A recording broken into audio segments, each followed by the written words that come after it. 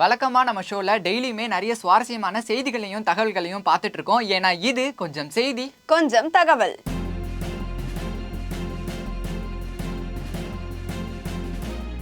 பிரியா, இன்னைக்கு என்ன தினம்னு தெரியுமா? இன்னைக்கா இந்தியன் கான்ஸ்டிடியூஷன் டே, சம்விதான் திவாஸ்னு இதை சொல்லுவாங்க.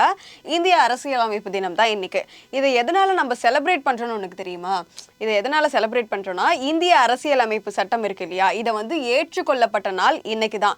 1949ல இதை ஏற்றுக்கொள்ளப்பட்டிருக்கு. இது மட்டும் இல்லாம இப்போ 75வது இந்தியன் கான்ஸ்டிடியூஷன் டேவை நம்ம செலிப்ரேட் பண்ணிட்டு இருக்கோம். இப்போ எல்லாரும் யோசிக்கலாம், இப்போ ஜனவரி 26ல நம்ம ஒரு டேவை செலிப்ரேட் பண்ணுவோம், ரிபப்ளிக் டேன்னு சொல்லிட்டு. இதுவுமே இந்திய அரசியலமைப்பு சட்டத்துக்காக தானே செலிப்ரேட் பண்றோம். அப்ப அது என்ன இது என்னன்னு சொல்லிட்டு எல்லாருக்குமே ஒரு டவுட் வரும். ஆனா இது என்னன்னு பார்த்தோம்னா, 1949ல ஏற்றுக்கொள்ளப்பட்ட நாள் தான் இன்னைக்கு. இதை நம்ம இந்தியன் கான்ஸ்டிடியூஷன் டேவா செலிப்ரேட் பண்ணிட்டு இருக்கோம். ஜனவரி 26 அன்னைக்கு இதை அமல்படுத்துறாங்க. கிட்டத்தட்ட 2 மாசம் கழிச்சு தான் இதை அமல்படுத்துறாங்க. இதை நம்ம ரிபப்ளிக் டேவா செலிப்ரேட் பண்ணிட்டு இருக்கோம். இது மட்டும் இல்லாம இந்தியாவில் இருக்கிற எல்லாரையுமே இந்திய அரசியலமைப்பு சட்டம் அப்படின்னு சொல்லிட்டு ஒரு குடைக்கு கீழே கொண்டு ஒருமைப்படுத்துற ஒரு தினம் தான் இன்னைக்கு. 1946ல டிசம்பர் மாசம் கேபினெட் மிஷன் சொல்லப்படக்கூடிய இந்த திட்டத்தின் கீழே ஒரு எலெக்ஷன் ஒன்று நடக்குது. அப்பதான் அரசியல் சபை ஒன்று உருவாக்கப்படுதுன்னே சொல்லலாம். அந்த அரசியல் சபையில யாரெல்லாம் இருக்கான்னு பார்க்கும்போது அம்பேத்கரா இருக்கட்டும், நேருவா இருக்கட்டும், இந்த மாதிரி முக்கியமான தலைவர்கள் எல்லாருமே இருக்காங்க.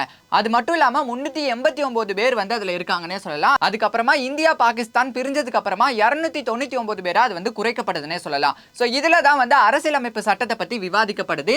அதாவது 1946ல டிசம்பர் மாசம் நடந்த இந்த கூட்டத்துல தான் ஃபர்ஸ்ட் அரசியலமைப்பு சட்டத்தை பத்தி விவாதிக்கப்படுதுன்னே சொல்லலாம். இது யாரோட தலைமையில நடக்குதுன்னு பார்த்தோம்னா, டாக்டர் ராஜேந்திர பிரசாத் தலைமையில இந்த கூட்டம் நடைபெறுதுன்னே சொல்லலாம். இது மட்டும் இல்லாம இவ்வளோ நாள் இந்த டே இருக்கு இல்லையா, அதை செலிப்ரேட் பண்ணலன்னு தான் சொல்லணும். 2015ல இருந்து தான் இவங்க செலிப்ரேட் பண்ண ஸ்டார்ட் பண்றாங்க. அதுக்கு முன்னாடி இந்த டேவை இவங்க யாருமே செலிப்ரேட் பண்ணல. எதனால இந்த டேவை எல்லாரும் செலிப்ரேட் பண்ண ஸ்டார்ட் பண்றாங்கன்னு பார்த்தோம்னா, இதை ஏற்றுக்கிட்ட நாளை இதோடைய முக்கியத்துவத்தை போற்றுற விதமா இந்த நாளை எல்லாருமே இந்தியன் கான்ஸ்டிடியூஷன் டேவா செலிப்ரேட் பண்ணிட்டு இருக்காங்க. இது மட்டும் இல்லாம இதுக்கு தலைமை தாங்கின டாக்டர் அம்பேத்கர் அவர்களுடைய நினைவுகளை போற்றுறதுக்கு இது ஒரு நாளா இருக்கும்னு எல்லாருமே நம்புறாங்க. நீ சொன்ன மாதிரி டாக்டர் அம்பேத்கருடைய தலைமையில தான் அந்த வரைவு கமிட்டி அமைக்கப்பட்டு இதோட எழுதுற பணி ஸ்டார்ட் ஆகுதுன்னே சொல்லலாம். அப்படி ஸ்டார்ட் ஆகி போகிட்டு இருக்கும் போது இது வரைக்கும் பார்த்தோன்னா, அந்த அரசியலமைப்பு கூட்டம்னு சொன்னல, அந்த கூட்டம் எத்தனை வாட்டி நடந்திருக்குன்னு பார்த்தோன்னா, மொத்தமா 11 அமர்வுகள் நடந்திருக்கு. 2 வருஷத்துல 11 மாசத்துல 18 நாள்னு சொல்லிட்டு நீண்டுகிட்டே போயிருக்குன்னே சொல்லலாம். இதுக்கப்புறமா 1949ல நவம்பர் 26ஆம் தேதி தான் இது ஏற்றுக்கொள்ளப்படுதுன்னே சொல்லலாம். ஆனா 1950ல ஜனவரி 26ஆம் தேதி தான் இது அமல்படுத்தப்படுதுன்னே சொல்லலாம். அந்த நாளை தான் நம்ம ரிபப்ளிக் டேவா கொண்டாடிட்டு இருக்கோம். இந்திய அரசியலமைப்பு சட்டத்துல மொத்தமா 395 ஆர்டிகல் இருந்திருக்கு, 8 அட்டவணைகள் இருந்திருக்கு. உலகத்திலே மிகப்பெரிய அரசியலமைப்பு சட்டம் எதுன்னு பார்த்தோம்னா, அது கண்டிப்பா இந்திய அரசியலமைப்பு சட்டமா தான் இருந்திருக்கு. இப்போ இந்த சட்டம் திருத்தப்பட்டிருக்கு. இது எல்லாத்தையுமே போற்ற விதமா தான் அரசியலமைப்பு சட்டம் நடைமுறைக்கு வந்திருக்குன்னே சொல்லலாம். இன்னைக்கு அரசியலமைப்பு தினமா நம்ம கொண்டாடிட்டு இருக்கோம். சரி, ஏஆர் ரஹ்மானுக்கும் சாய்ரா பானுக்கும் ஆக போகுதுன்னு சொல்லிட்டு நிறைய நியூஸ்லாம் வெளியே வந்துட்டு இருந்தது இல்லையா? இதை பத்தி நிறைய வதந்திகளுமே கூட சேர்ந்து வந்துட்டு இருந்தது. காரணம் என்னன்னு பார்த்தோம்னா, ஏஆர் ரஹ்மான் என்னைக்கு அவங்களுடைய டிவோர்ஸை அறிவிச்சாங்களோ, அதாவது அவங்க ஒய்ஃப் என்னைக்கு அந்த நோட்டீஸை விட்டாங்களோ, அதே நாளில் ஏஆர் ரஹ்மானுடைய பாடல் குழுவில் இருக்கிற ஒரு பெண்ணுமே அவங்களுடைய டிவோர்ஸை அறிவிச்சிருக்காங்க. இதனால எல்லாரும் என்ன பண்ண ஆரம்பிச்சிட்டாங்கன்னா, அந்த பொண்ணுக்கும் ஏஆர் ரஹ்மானுக்கும் ஏதோ கனெக்ஷன் இருக்கு அப்படின்ற மாதிரி நிறைய வதந்திகள்லாம் வெளியே பரவிட்டே இருந்தது. இதை தொடர்ந்து ஏஆர் ரஹ்மானுடைய பையன் அமீன் இருக்காங்க இல்லையா, இவங்க ஒரு பதிவு வெளியிட்டு இருந்தாங்க. அதுல அவங்க என்ன சொல்லியிருந்தாங்கன்னு பார்த்தோம்னா, என்னுடைய அப்பாவை பத்தி இந்த மாதிரி தவறான செய்திகள் எதையும் நீங்க பரப்பாதீங்க அப்படின்ற மாதிரி அவங்க வெளியிட்டு இருந்தாங்க.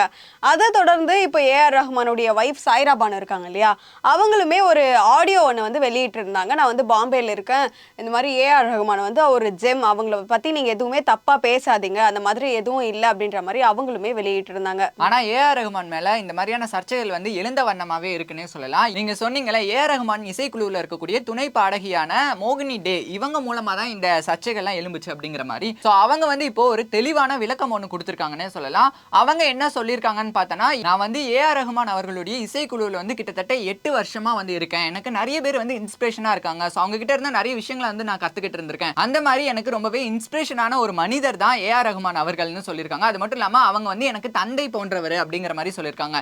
ஏஆர் ரஹ்மான் மகளுக்குமே என்னோட வயசு தான் இருக்கும். ஸோ என்னை பத்தி இந்த மாதிரியான அவதூறான விஷயங்களை பரப்பாதீங்க அப்படிங்கிற மாதிரி அந்த மோகினி டே பாடகி அவர்கள் சொல்லியிருக்காங்க.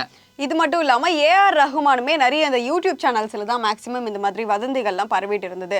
அவங்க என்ன பண்ணிருக்காங்கன்னு பார்த்தோம்னா அந்த யூடியூப் சேனல்ஸ்க்கெல்லாம் நோட்டீஸ் அனுப்பியிருக்காங்க. இவங்களுடைய வக்கீல் மூலமா மத்த யூடியூப் சேனல்ஸ்க்கெல்லாம் வந்து இந்த மாதிரி தவறான செய்திகள் எதையும் நீங்க பரப்பாதீங்கன்னு சொல்லிட்டு நோட்டீஸ்மே அனுப்பியிருக்காரு. ஆமா, ஆல்ரெடி போட்ட வீடியோஸ் எல்லாத்தையுமே வந்து டெலீட் பண்ணிருங்க அப்படிங்கிற மாதிரியும் கூட அந்த நோட்டீஸ்ல வந்து தெரிவிச்சிருக்கிறதா வந்து ஒரு செய்தி கூட பரவுச்சு. இப்போ மோகினி டே அவங்களுடைய சோஷியல் மீடியா பேஜ்ல வந்து இந்த மாதிரி ஒரு வீடியோலாம் வெளியிட்டு சொன்னதுனால இந்த வதந்திக்கு வந்து ஒரு முற்றுப்புள்ளி கிடைச்சிருக்குன்னு தான் சொல்லணும். அதெல்லாம் இருக்கட்டும், யோகி பாபு இருக்காருல்ல, அவர் வந்து ஹாலிவுட்ல தடம் பதிக்க போறதா வந்து ஒரு நியூஸ் பரவிட்டு இருக்கு, கேள்விப்பட்டியா? அதாவது ஹாலிவுட்ல வர இருக்கிற டிராப் சிட்டிங்கிற படத்துல வந்து மைக்கேல் ஜாக்சன் மாதிரி யோகி பாபு வந்து நடனம் ஆடி இருக்கிறதா வந்து சொல்றாங்க.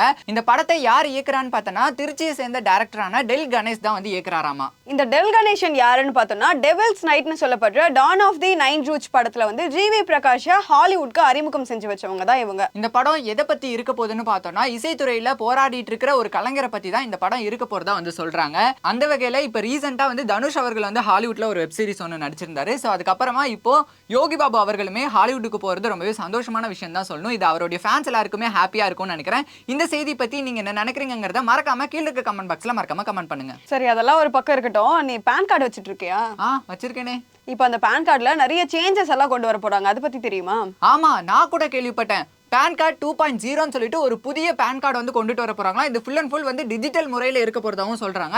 இதுக்கு இப்போ வந்து மத்திய அரசு ஒப்புதல் வழங்கியிருக்கிறதாகவும் சொன்னாங்க. இந்த டிஜிட்டல் பேன் கார்டுல என்னெல்லாம் மாற்றம் செய்யப்பட்டிருக்கும்னு பார்த்தோம்னா இதுக்கு முன்னாடி இருக்கிற பேன் கார்டுல வந்து இந்த 10 நம்பர்ஸ் தான் இருக்கும்.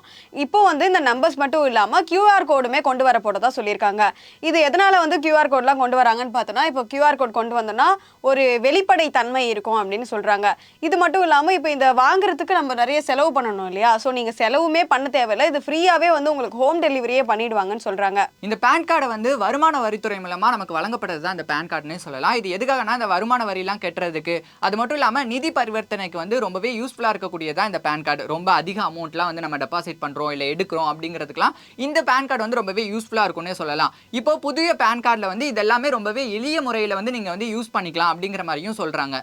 இது மட்டும் இல்லாம இந்தியால மொத்தமா 78 கோடி மக்கள் வந்து பேன் கார்டை யூஸ் பண்றாங்கன்னு சொல்லியிருக்காங்க. இதுல 98% வந்து இண்டிவிஜுவல் பேன் கார்ட்ஸ்னு சொல்லியிருக்காங்க. ஆனா எனக்கு ஒரு டவுட் பிரியா, இந்த புதிய பேன் கார்டு வந்துச்சுன்னா நம்ம கிட்ட இருக்கிற பழைய பேன் கார்டு வந்து செல்லுமா? ஆல்ரெடி இருந்த பேன் கார்டுல வந்து நம்பருக்கு பதிலா இப்போ QR கோட கொண்டு வர போறாங்க. சோ மத்தபடி இதுல வந்து எந்த மாற்றமும் இவங்க செய்ய போறது இல்ல. அதனால இந்த பேன் கார்டு வந்து செல்லும். அதே மாதிரி இது ஃபுல் அண்ட் ஃபுல் வந்து இலவசமாக தான் கொடுக்க போகிறதா சொல்லியிருக்காங்க. நம்ம இலவசமாகவே வந்து அப்ளை பண்ணிக்கலாம்னு சொல்கிறாங்க. எந்தவித காசுமே நம்ம செலுத்த வேண்டாம்னு சொல்கிறாங்க. இது மட்டும் இல்லாமல் காகிதம் இல்லாமல் டிஜிட்டல் முறையில் மாற்றுறதுக்காக தான் இந்த மாதிரி ஒரு திட்டத்தை கொண்டு வராங்கன்னு சொல்லிட்டு மத்திய அமைச்சர் அஸ்வினி வைஷ்ணவ் சொல்லியிருக்காங்க. இந்த டிஜிட்டல் பேன் கார்டு வந்து ரொம்பவே சேஃப்டியாக இருக்கும் அப்படிங்கிற மாதிரி சொல்கிறாங்க. அது மட்டும் இல்லாமல் இது யூஸ் பண்ணுறதுக்கு ரொம்பவே எளிமையாக இருக்கும். இது மூலமாக வந்து நம்ம நிறைய பணங்களை வந்து சேமிக்க முடியும் அப்படிங்கிற மாதிரியும் வந்து சொல்கிறாங்க. இந்த திட்டம் வந்து 1435 கோடிக்கு வந்து கையெழுத்திடப்பட்டிருக்கிறதாவும் சொல்றாங்க. இந்த திட்டம் நடைமுறைக்கு வந்தா என்னென்ன மாதிரியான மாற்றங்கள்லாம் நடைபெறும்னு நீங்க நினைக்கிறீங்கன்னு மறக்காம கீழே இருக்கிற கமெண்ட் பாக்ஸ்ல கமெண்ட் பண்ணுங்க. இந்த வீடியோ உங்களுக்கு பிடிச்சிருந்தா மறக்காம லைக் பண்ணுங்க, ஷேர் பண்ணுங்க, கமெண்ட் பண்ணுங்க. மறக்காம V News 27 சேனலுக்கு சப்ஸ்கிரைப் பண்ணிட்டு பக்கத்துல இருக்கிற பெல் ஐகானை கிளிக் பண்ணுங்க. அப்பதான் நாங்க போடுற அடுத்தடுத்த வீடியோஸ் உங்களை வந்து சேரும். இன்னொரு இன்ட்ரெஸ்டிங்கான வீடியோஸ்ல நாங்க ரெண்டு பேரும் உங்களை வந்து சந்திக்கிறோம். Until then, bye from நான் உங்க சந்துரு, நான் உங்க பிரியதர்ஷினி.